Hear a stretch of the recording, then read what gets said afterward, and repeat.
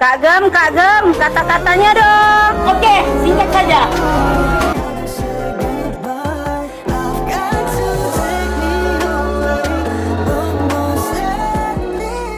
When you think of art in the 1800s, you might imagine grand historical subjects, mythological scenes and traditional themes.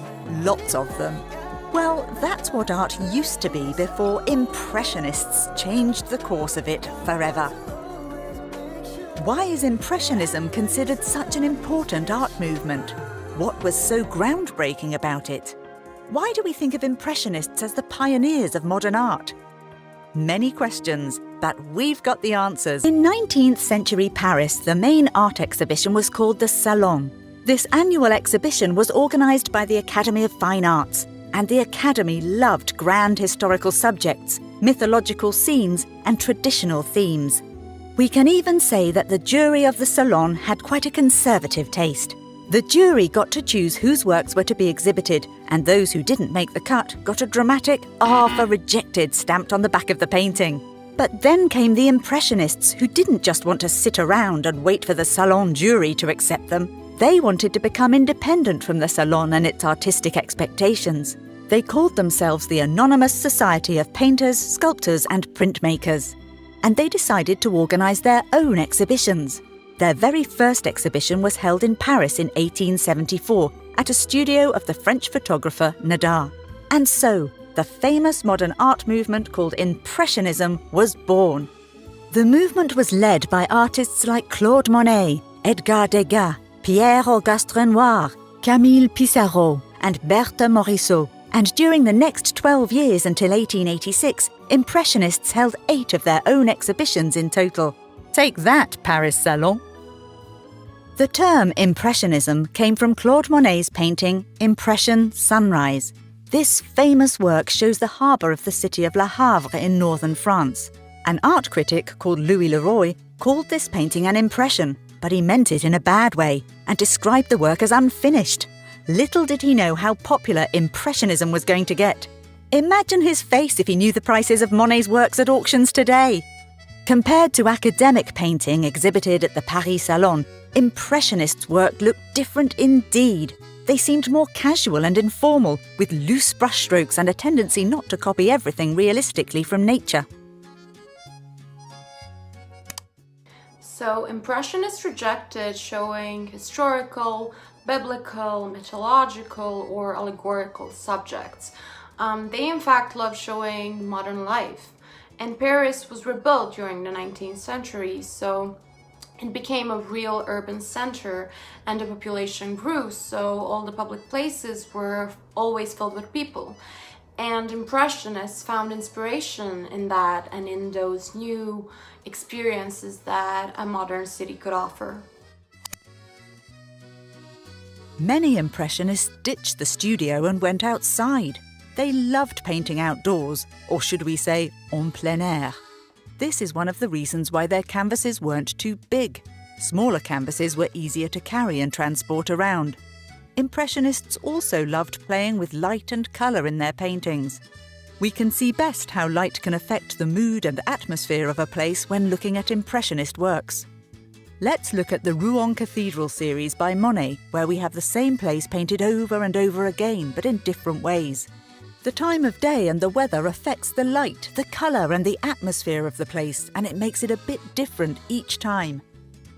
Synthetic paints in tubes developed during the 19th century also made it possible for Impressionists to use new shades of colours. These artists tended to show complementary colours like red and green, violet and yellow, and blue and orange painted next to each other and not blended together. This way the colours seemed more intense, and you can probably notice that the Impressionists didn't use a lot of dark tones or a lot of black. During Monet's funeral, the French statesman Georges Clemenceau even removed the black cloth that was draped over the coffin and said no black for Monet. Black is not a colour. A number of Impressionist works show leisurely activities of middle-class French society. We can see scenes of swimming and boating, sitting in cafes or going to the opera.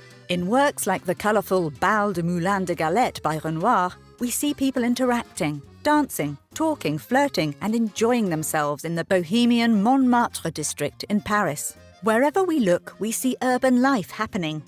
Renoir used loose brushstrokes and colours that make the whole scene look sunlit and lively.